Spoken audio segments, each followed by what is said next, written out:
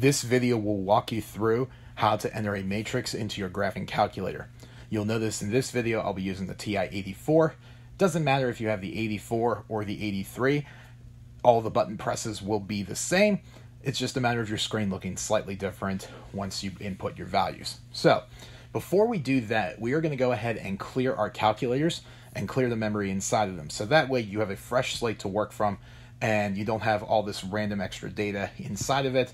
That might be the case of if you've borrowed it from a friend, from the school library, etc. There's probably a lot of extra info in there you don't need right now. So we're going to go ahead and clear it out so you can start from a blank slate. Here's how you clear the memory. Hit the second button and the plus sign. This will bring up the memory menu. You'll see a bunch of options. Option 7 says reset. Select reset. This then brings up the RAM menu, which basically you hit option 1 so you can access all memory. And then it's going to ask you to reset it. First option says no, the second says reset. Hit number 2. Takes a second and it'll go ahead and clear all the memory in your calculator. So that way when we access these different menus, you'll see that there's nothing in there and it'll be easier to input everything and see where you need to type stuff in.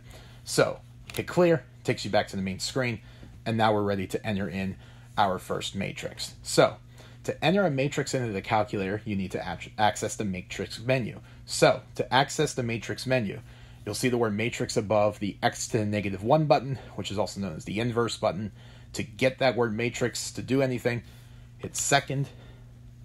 That inverse button pops up the matrix menu. Now it defaults to what we call the names tab. So this is where all the matrices that you enter are saved. We haven't entered anything yet, so these are all going to be blank other than the letters of the alphabet.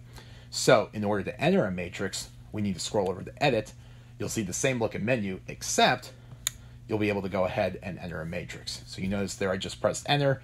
We're going to enter in the first slot for matrix A and enter a basic matrix in there. So the first thing you'll notice are the default dimensions, default look at the matrix. It's going to be a 1x1, 1 row, 1 column, 1 element. Most of the matrices will deal with 2x2s, 3x2s, 3x2s, 3x3s, etc. Those are what we're going to be entering in here. I'm going to go ahead and just enter in a basic 2x2 so you can see the look of it and how to put it in the correct buttons. So 2x2 matrix, we're going to go ahead and change those dimensions. So I'm going to enter in 2. Enter will get me to the column side. Hit 2 again.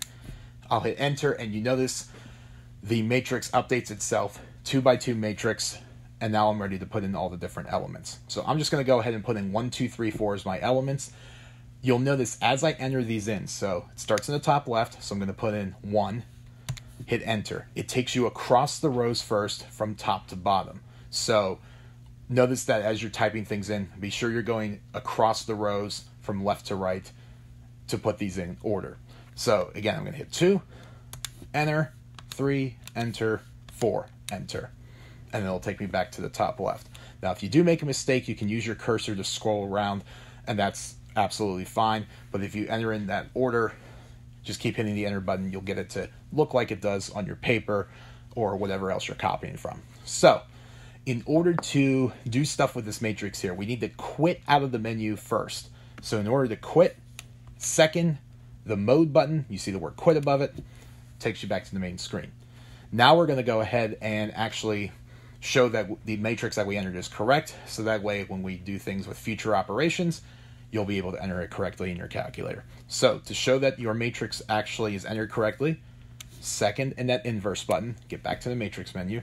You'll now notice in the names tab, that first slot, matrix A, you'll see the dimensions of it. That is the matrix we just entered.